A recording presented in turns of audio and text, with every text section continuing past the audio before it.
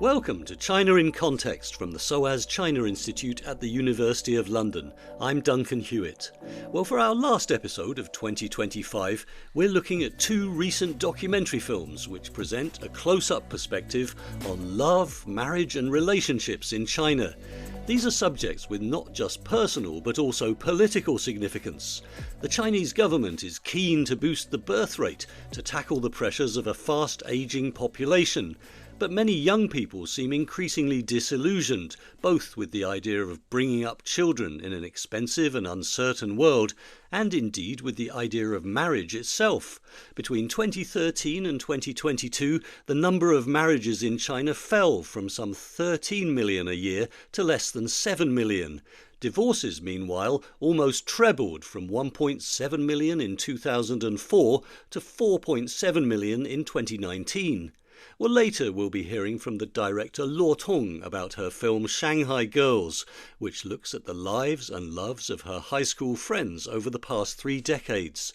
But first, I'm very pleased to welcome the Hong Kong-born US-based director Elizabeth Lo to discuss her unique new documentary Mistress Dispeller, which looks at a new service available in some Chinese cities. People you can hire to intervene if your spouse is having an affair and who promise to help save your marriage. Well, Elizabeth, thank you very much for joining us. So your documentary, which was recently released in cinemas in the US, follows the case of a middle-aged, middle-class couple in the Chinese city of Luoyang in Henan province, and the attempts of Mistress Dispeller Wang Zhenxi to persuade the husband, who you call Mr. Li, to end his affair with Fei Fei, a young woman from the nearby city of Zhengzhou who delivers frozen food on an electric scooter. It's a remarkable insight into their lives and indeed the values of the society in which they live. So how did you come to film this topic? I had actually lived in China 20 years ago, back in like 2003, 2004. And along these underpasses, there would be like cell phone numbers scribbled of private detectives. And I was always really intrigued by that. And so I knew that when I set my film here now in 2021, 2022, when I was in production, I knew I wanted to kind of explore that world that exists in the cracks. And I also, as a Hong Kong citizen, this was my way of getting to know mainland China. And I thought that love stories are sort of the most intimate parts of people's lives. And what better way to get to know a people and a culture than through how people love and how people are loved. And so as I was researching into this world of private detectives and cheating and mistresses, I came across the mistress dispelling phenomenon, which has only emerged in the last 10 to 15 years. A service that basically offers spouses who discover that their partners are cheating on them a way to outsource that crisis to a professional whose job is to infiltrate their family's life under a false identity and gain the ear of their partner and the partner's mistress to sort of have them end the affair seemingly of their own accord. And at first, when I came across this topic, I thought, this could only be a fiction film because who would reveal their lives in this way in a documentary? But I worked with our China-based producer, Maggie Lee, who's incredible at getting access. She scoured Chinese social media and news for real mistress dispellers, and we met with dozens of them in China. And it was only until we met teacher Wang, who on day one of our scouting trip, we were able to film at the tail end of a case, a mistress, a husband, and a wife who were all part of the same case to be on camera. And that's when I knew there was the potential for a film here, someone who had such extraordinary abilities that she could get her clients to be willing to be on camera, and that we could pursue a film that would be like a Rashomon of a love triangle, where you're shifting perspectives from all 3 angles to see what love looks like from each of their viewpoints. So you're saying that actually there are quite a lot of these people now working in China. Yeah, I mean, there's no hard data about it because I don't think this industry is regulated yet. But Maggie said that when she went online to look for mistress dispelling services, hundreds of companies were advertising their services online. Well, it seems remarkable that you got the access, obviously, but it's also an amazing story. As you say, we really see Wang Zhenxi, Teacher Wang as you call her, insinuating herself into the life of this couple, first by posing as a friend of the wife and coming to their house for dinner, and she then arranges for the wife to provoke an argument and storm out, which gives her a chance to ask the husband, "So what's the problem in your family?" And he really quickly opens up and admits that he's having an affair. And she then says, "Okay, let me pose as your cousin and I'll meet your mistress and we'll see how we can resolve this problem." So at what point did the characters in the film know that the topic was their love triangle? I mean, did you have to tell them initially that you were just making a more general kind of documentary? So by the time that we had met Mr. and Mrs. Lee, the central couple in the film, we had been filming with Wang, the Mistress Dispeller, for 3 years following her, and filming with at least six other cases, some of whom we couldn't get full access to the love triangle, or we came in the middle of the process, or they dropped out in the middle of filming. So the reason why we were able to get such deep access with Mr. and Mrs. Lee, having never met them before, is actually 2 years prior to production with them. We had actually been filming with Mrs. Lee's younger brother, who appears in the film. He was a male mistress at the time, being dispelled by teacher Wang himself from a marriage. And so he had a good experience with us. And that's how he came to see how effective Wang was.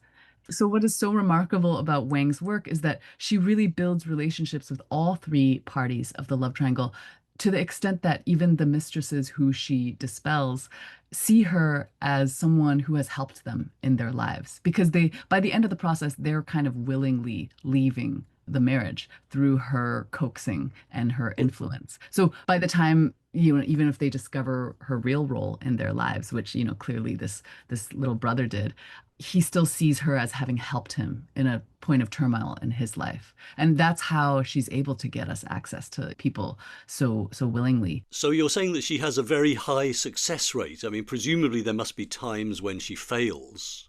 So according to her, she has a 99% success rate. We can't prove that. There's no data around that. But her cases, she charges 700 RMB per hour, like 100 US dollars or 100 pounds, basically.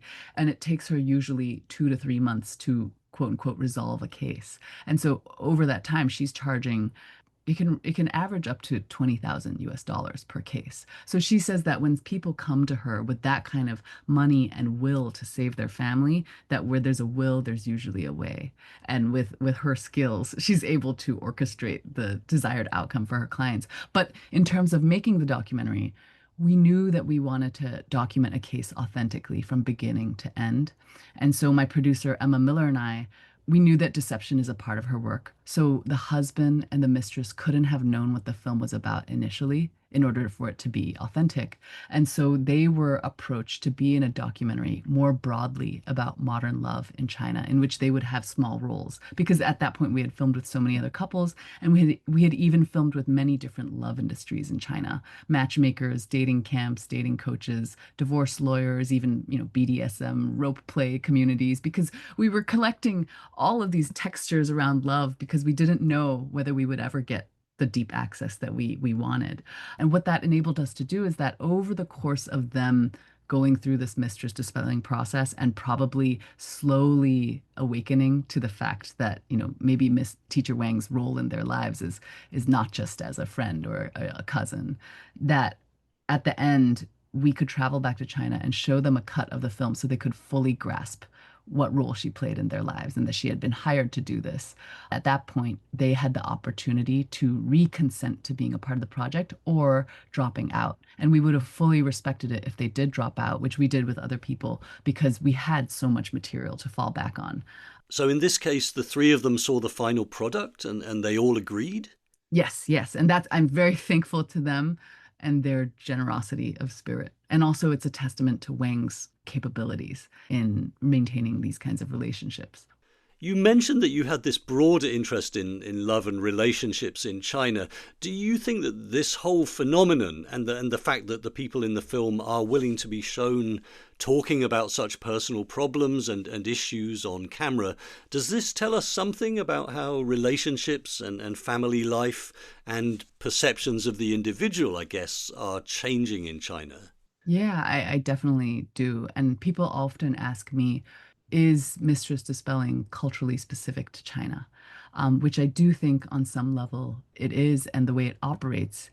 In the West, people have often said to me, if a wife finds out that her husband is cheating on her, the first reaction would be to seek a divorce. Whereas in China, especially among this generation, where, the protagonists here are 55, the desire to preserve family so deeply woven into Chinese culture, and even as divorce rates are rising, which I'm sure will upend the mistress dispelling business eventually as younger generations grow older, and encounter problems like this in their own marriages. But I do think the aspect of mistress dispelling that I find so remarkable is the whole point is that you never directly address or confront the problem at hand, which I find to be an approach to conflict resolution that feels very Eastern, in that you're allowing all three parties to maintain their dignity on the surface. You're not calling them out directly. You're giving them some grace, and you're allowing the problem to go away quietly while everybody can still preserve their face and their dignity and their reputations, for better or for worse. But I do see that this mode of indirect, very pragmatic, subdued approach that's opposite to a more Western, guns blazing approach is culturally specific to Asia and maybe China. I've shown the film at film festivals around the world, and sometimes Western audiences, men in particular, will ask me, like, they can't understand why the husband chose to stay when it was so clear that he had such feelings for his mistress. Whereas in China, even my crew said, in China, it may be acceptable, socially a little bit acceptable to have a mistress on the side, but to leave your wife for a younger woman would have you labeled as trash, scum. So I do think a culture in which the greater good matters more, a collectivist culture in which, sacrificing your own personal desires and happiness for the greater good, which in this case would be preserving the family, where that is more socially accepted and encouraged versus Western culture, in which it's much more individualistic. The pursuit of your own personal happiness at the expense of everything else is paramount. I can see why there would be that kind of confusion in interpretations to why our protagonists are behaving in the ways that they do. Whereas when I show the film in the East, it's completely understandable. It's not baffling at all, the choices that he's made. Well, that's very interesting. But as you suggested, perhaps the young generation are changing, and we've definitely seen this rising divorce rate in China. There are people, particularly women, who are getting divorced and increasingly being quite public about it, whereas in the past it would have been something to be at least embarrassed about. So now you hear stories of people having divorce celebrations or taking divorce photographs. And there's a woman who's become famous as a comedian who does stand-up, talking about her abusive marriage and what a relief it is to be divorced. But in your film, in the end, everyone seems to accept that the Lee's marriage should be saved. And Teacher Wang basically says that the mistress, whose name is Fei Fei, Zhou Fei Fei, at least in the film, I believe these are pseudonyms, she basically says that she's the person who deserves the most sympathy. And when she talks to Fei Fei, she tells her, I believe you've chosen to have a relationship with a married man because you don't love yourself enough. You don't think you deserve somebody's full love. So you should be more confident. And it's really quite touching. And then at the end of the film, we see this scene where Fei Fei goes to meet Mrs. Lee with Teacher Wang sitting there in the background. And she basically agrees to disappear from the couple's lives. And you seem to imply that the two women could have been friends. But Fei Fei also says, I don't think this is a case of right or wrong, but there's a precedence here in terms of the fact that you met your husband first, and basically I was too late. So she's willing to give him up. But this seems to leave her in a very subordinate position. I don't know, will this really boost her self-confidence? So the way that you can read that scene, I think it can be read in multiple ways. So this scene is where the wife is brought into confrontation with Fei Fei, and they kind of negotiate an end to the affair that the Mm, mistress is having with Mrs. Lee's husband. You know, the way that people carry themselves in the film is extremely dignified. And of course, that has to do with the presence of the cameras. Teacher Wang, the Mistress Dispeller, did tell us had the cameras not been present, even if the overall course of the case would have, ended up the same, the tenor, how people carried themselves and approached each other would be much different. But because the camera's there, they're aware they're being recorded. They're trying to perform their best selves. But as you can see, even in that confrontation, there's that raw, darker emotions of jealousy and resentment creeping up through the surface. But I would say that, the way the film is designed and filmed and edited allows for a lot of interpretation on the part of the audience, how you read what they say, the micro expressions on their faces, mm, what the intent is behind their words.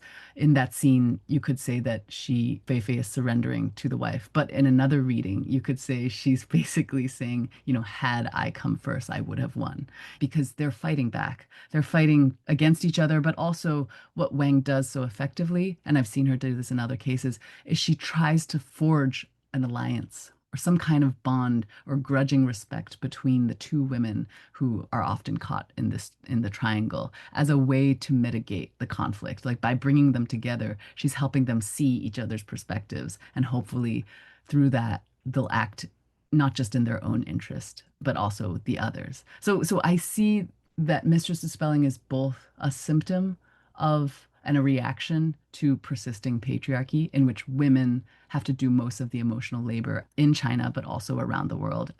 But she's also forging these alliances between women that feels kind of feminist to me in the way that women here in China, they have this service that they can outsource their labor to, emotional labor to, and reassert fidelity and loyalty within their marriages through this very pragmatic method.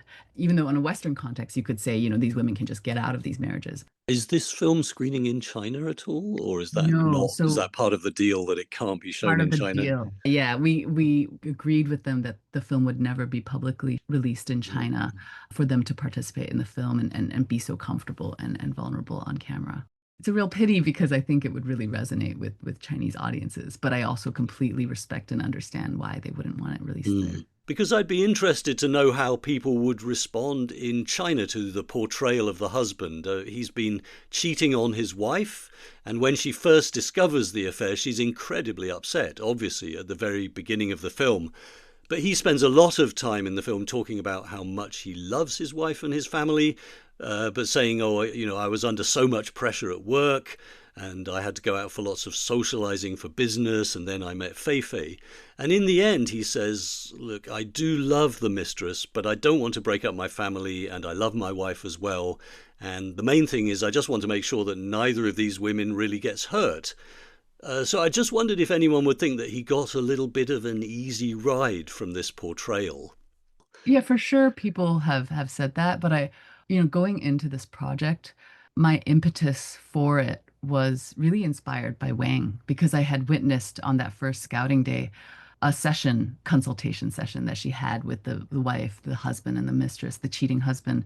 And in that session, this other case, the husband was, really crying, like truly sobbing at the table to Wang. And in that moment, I could feel my empathy really expand towards him unexpectedly to this cheating man. And I wanted to replicate that for audiences over the course of 90 minutes because I think it's a very meaningful activity to undergo, exercise as a human being, to feel your compassion expand and stretch to places you wouldn't normally be comfortable with. Because I think everybody makes mistakes in life. Everybody is operating under huge pressures. And the impetus for the film was really to find someone, a love triangle, in which all three characters were people that you could kind of understand why they did what they did. There were couples that we filmed with where the man was acting reprehensibly and I completely couldn't sympathize or understand their thinking at all. And those were people that we couldn't cast in our film because that was not the story we wanted to tell. And initially, the question I had was, what is it like to navigate society as a woman? But then once I met Wang, once you meet the subjects of your documentary, they transform your intentions. And suddenly the vision I had for the film was much more inclusive. I wanted just to look at all human beings, whether you're male or female, as you navigate love and the crises of desire fading within a long-term partnership. And how do you deal with that in just trying to live life as decently as you can, but obviously falling into temptation and having shortcomings of communication, what that process looks like from every angle. You do sympathize with all three of them. And in that scene where the two women meet, Mrs. Li, the wife, tells the mistress, let me give you some advice. One day you're going to be older like me, but in your life, everyone meets temptations. You'll meet lots of attractive men, but you have to control yourself, and everyone is Wise attractive. words. Yeah, it was very wise, I think. And she said, everyone's attractive, even me, even though I'm so old. So she had a certain self-confidence that obviously did keep her going through this difficult time. Like Yeah. she has so much restraint. I don't Mm. know if I would have the capacity to be as restrained as she was for her greater goal of saving her family and her marriage. She set aside her pride, all her emotions in some ways, in order to achieve what she wanted to. So I don't know how much you had to get official permission to do any of this, or No, as Hong Kong and Chinese production team, no. you didn't need to do that. No, because, it's not political subject matter and it's about a love story. And because I'm a Hong Kong citizen, I could operate Mm. as an independent production. And do you think that the Chinese government might, in a way, be pleased to see a film about this kind of topic? Because clearly they do want to try and increase the birth rate, which to some extent might require more marriages. And also, keeping people married still seems to be something that the government sees as a kind of ideal family unit. Yeah, I would think so, but the Mistress Dispeller tells us, even that word, 小三全退是 literally Mistress Dispeller, sometimes it'll get blocked on WeChat. Sometimes the government supposedly will block that word from being able to be searched. I think partly because the industry operates in such a gray zone that is ethically completely unregulated. So there may be concerns there. But I do see the preservation of marriage and willingness to save marriages in the face of, the challenges that one does, that it would be in line with their top-down policies. But it's Mm. it's hard to predict and know. Well, Elizabeth Lowe, thank you so much for joining us on China in Context. Thank you so much for having me. We're joined now by Luo Tong, a Shanghai-based filmmaker whose production company has made documentaries including The Six, about the Chinese passengers who survived the sinking of the Titanic, and a film about the famous Shanghai restaurant M on the Bund and its founder, Michel Garneau. But her most recent release in Chinese cinemas was Shanghai Girls, which records the lives of around 10 of her high school classmates, from their time together in a choir in the early 1990s to the present day, following the many twists and turns of their lives and relationships. So, Luo Tong, welcome. And first of all, why did you decide to make a film like this about your old friends? Every once in a while, I really like to meet this group of people because I met them when I was in my teens and in early 90s. Everything was hopeful and you dreamed about things and you would definitely make your dream come true. That kind of vibe. So we were very open-minded at the same time. We were also very innocent. So the friendship that you get later in life, they're not like that.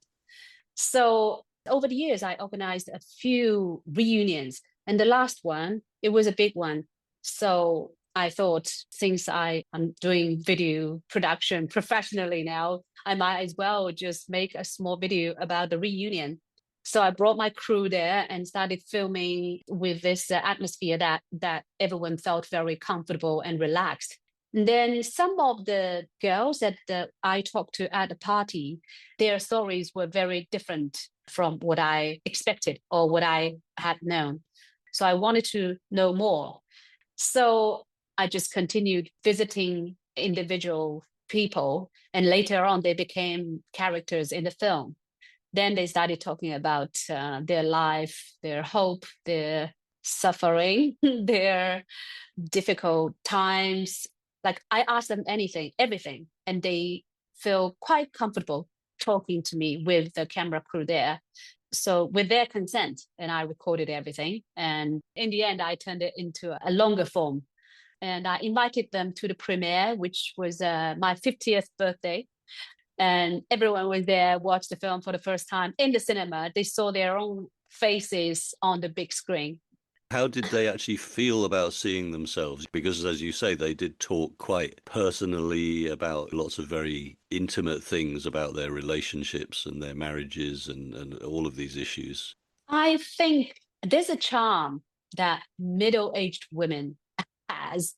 I think they let go of a lot of things and they feel quite confident in themselves. Whatever status they are in now, they're comfortable with the way they are, whether they're poor or rich or single or married or divorced. They're happy with the way things turn out to be. I think that's why when they tell you stories, they're very private or intimate stories. They don't feel they have to hide anything. I really admire that about them. They can joke about really difficult times in their life, and then they're just like getting away the dust from their shoulders and then move on. This is really courageous, I think. So it's like they're unburdening themselves of all the sort of memories and the things that they've been through. So you focus on all these different characters, and a lot of them are talking about their marriages or whether they are married or divorced and all the things that they've been through. But there are these very distinct cases. You know, you have one friend who's a designer and she doesn't have children, and she talks a little bit about how it's great that I don't have children because it gives me more time to be creative. But then at some point she says, oh, actually, I do slightly regret not having children. And then you had others who were happily married, it seems, and talking about how their husbands help them, and one of them says, my husband says I drink too much, but he doesn't really criticize me too much. And then others are talking about how, the very difficult marriages they had. There's one who couldn't stand living with her parents-in-law and they criticized her because she was working too hard. And then there's another who had to leave a small town where everyone knew them, and she said if you were divorced nobody would respect you. She'd moved all the way down to Guangdong, down to the south of China, and now she's got this very impressive office, and she works for an educational company, and she looks like she's really in command. And she just says, I outgrew that small town. And then there's another whose relationship sounds like it was extremely abusive. And she says her husband basically tried to strangle her and was threatening to crash the car and kill them both. And then she's found a new husband who looks after her. But she says, now she thanks her first husband for helping her to grow up. I mean, these are very, very personal and very thoughtful stories. What do you think these stories tell us or told you about how relationships, maybe marriages, have changed in China over these decades? I think when we were younger, we were told that marriage is the only way for a woman to live. Job is not that important. Your dreams are not that important. That's the traditional value that at the time the society gave us, or our parents or grandparents gave us. But also at the same time, we are a group of girls. When we were in our teens, that's in the 90s, and everything was opening up. Everything was possible. So we were having this different information from different worlds, different sides. So I think we were the first generation of women in China that would adapt things very quickly, and also at the same time value the traditions or traditional values. Younger generation, probably they don't think of marriage this way or life this way. Like my parents, when I was younger, their divorce was you have to disguise that your parents are divorced because it's a 家丑. There must be something wrong with your family. You're divorced? Are you divorcee? It's just not something people would publicly announce. So in a way, you're saying that you grew up between these quite traditional attitudes and the sort of prospect of a much more open and modern world that was kind of coming into China in the 1990s. And in a way, you could say that the lives of a lot of the people you talk to in your film reflect that, that it seems that almost everyone got married, presumably quite young, which was always the expectation for women to get married at sort of, I don't know, 23, 24, something like that. But many of them had actually then freed themselves. If they weren't happy, they've actually gone and got divorced and Yeah. remarried or decided that they want to be single or just that, they want to be free. So you have this very interesting scene with one of your friends, or with two of your friends, actually. You're staying in a tent. Oh yeah, we You're went camping you together. you went camping and you're sitting around a campfire, and one of your friends, Banban, is it? She says that Yes. she was happily married, but her husband cheated on her. She didn't believe it, and she didn't want to get divorced. But then they did eventually split up. But she talks about how much happier she's been ever since, and how she's sort of never looked back, and she's realized how wonderful the world is. But she says that, the attitudes of other people were quite different. So initially they were very sympathetic to her that, your husband cheated on you. But eventually she says that lots of people, including her own parents, told her that she should take her husband back. And she says, it feels like if I don't forgive him, I'm in the wrong. But she says, I'm not going to find another master to serve. Yes. But is that still the case? I mean, are people still caught between the attitudes that the younger generation feeling that they want to be much freer, but there's still a lot of pressure from society to be a kind of dutiful wife or, keep a family together, as we saw in Elizabeth Lowe's film, where the family are finding all kinds of ways to prevent the marriage breaking up? I can't speak for the whole generation, but for the people around me, the attitude towards marriage has dramatically changed. I've got friends who are married and divorced, who are married with no kids, who don't want to get married, who believes in dating, not married. It's a varieties of the life choice for them now. And I don't think they are concerned about being judged. It's not really something that they feel uncomfortable talking or expressing their opinions with. And when you showed your film, because as you say, in the end, it got a cinema release in China, presumably a lot of the audience were younger people as well. How did they respond to the stories of the women in your film? I think they saw courage, they saw resilience. These are the kind of qualities that they really value, but maybe they don't see themselves having those things in them yet. So, watching other people, watching basically examples of things that could happen to them, it's kind of convinced to them that just move forward. It's okay. It's not scary. Even if you run into difficult things will work out eventually and you will be fine. Some of the characters, they are, when I filmed them, they were already in their 50s or mid 50s. Like Ban Ban, she's 54 now. And their children are in their mid 20s or late 20s or even 30s. So some of the young ladies that were in the cinema, I think quite a few of them, they expressed like, oh, I didn't know my mom is just like your age or slightly older than you. And now I understand why she does things in a certain way.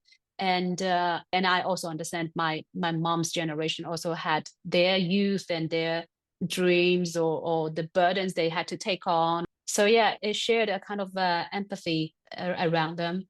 And I was surprised actually quite a few men, middle-aged men, they were in tears after watching the film, and they were expressing because the film's name is called Shanghai Girls, so you naturally think, oh, it's about girls, young girls, but it's actually, for me anyway, I just happen to tell the story with these particular characters. They happen to be female, but it's a generation of people. I think it's about friendship. It's about, people growing up at a certain time, and they were facing a lot of different choices in life.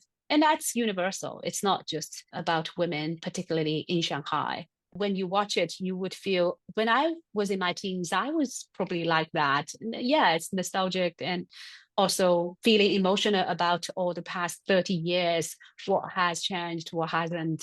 Just what's changed in China, I guess, because so much has changed. Yeah. But so overall now, I mean, you in the film at one point, you mentioned the fact that you yourself got divorced, although you have carried on working with your ex-husband in the production company. And, I think that that has also received some kind of media interest. How do you feel society's attitudes to divorce are now? And is it perhaps very different in a big city like Shanghai where you are compared to other parts of China? I think nowadays people don't really judge that much that you divorce or you don't divorce, and some even encourage that single life is better. I get that a lot, actually, especially among women. Because the number of marriages is apparently down quite a lot, isn't it? So do you feel with young generation, I mean, is it now quite acceptable for young people to say, like, I just don't want to get married? And we're hearing that a lot of women are saying, well, why should I go through all this? There's so much pressure to be a dutiful daughter-in-law, have children, just as you said, it was just like a role that everybody was expected to go through. Do you see a big change among young people that you talk to about these things? I think so. They still like to have romantic relationship, but not necessarily end up going into a marriage. Not just girls, men too. I think they start to be aware of what they really want and focus on themselves rather than duty or responsibility or having a second generation. A lot of the young people that I'm talking to, they don't seem to be even interested in a relationship, really. I think a lot of them are thinking that it's too much work to maintain a good relationship, a romantic relationship. When it comes to marriage, I think most of them probably would still value the compatibility of both families, because you have to have financial base and you have to have all of that. I think young people, if they want to get married, it's more practical now. Otherwise, they can just be in love and be happily ever after. If they don't think about having a child or children or run a family, they probably don't need to have a marriage. Is it now acceptable for for young people to live together before they're married? Because we used to hear a lot about that phrase in China, which was called illegal cohabitation, 非法同居. But it's not illegal, of course, now. But I mean, how would parents, for example, react to their kids, say, just living with their boyfriend or girlfriend? Is that now pretty normal in big cities, would you say? I think it's pretty normal, yeah. Because the parents are like my age. We were the generation that started this trend, living with partners before marriage. Why would we judge the next generation?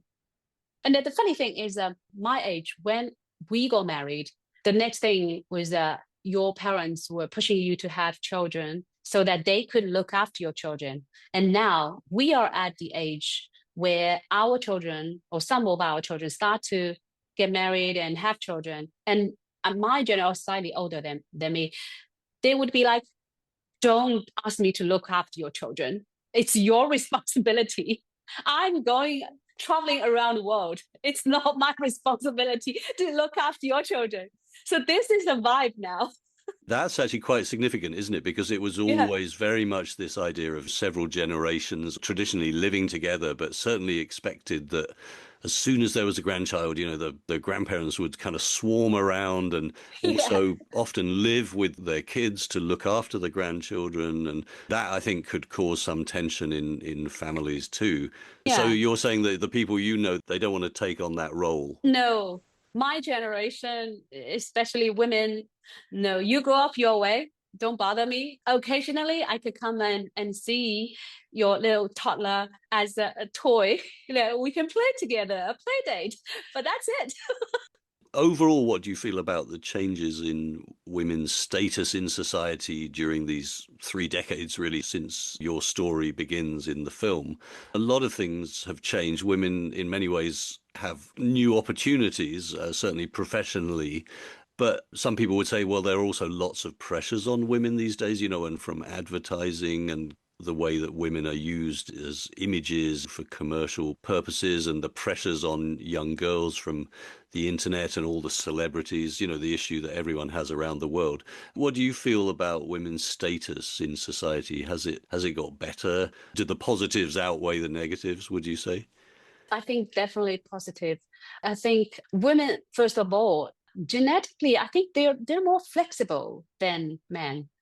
And also, I think now feminism has taken a lot of the places in the world, and this becomes a thing, and you can't easily pick on women anymore. And this also encourages women to be more brave and bold to do things and to say things as well. Of course, there are still a lot of places that are still unfair or with issues that pressing women. But I think in general, from my point of view anyway, I think girl power, women power is rising, whatever that power is called. People start to look at women equally in China. You also made this film about the famous Shanghai restaurateur Michel Garneau, who's came from Australia, opened the famous restaurant M on the Bund in Shanghai in the late 1990s. And before it closed down a few years ago, you made a documentary called M on the Bund about her and her 2 decades or more in Shanghai.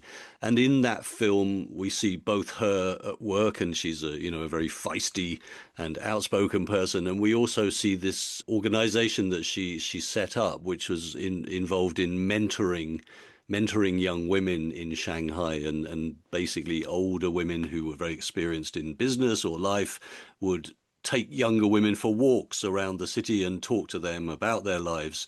And so mentor walks, they were called. It's still going on. It's actually developed all over the world right now. And she started it, then spread the seeds among those women who attended the events, and they started growing elsewhere.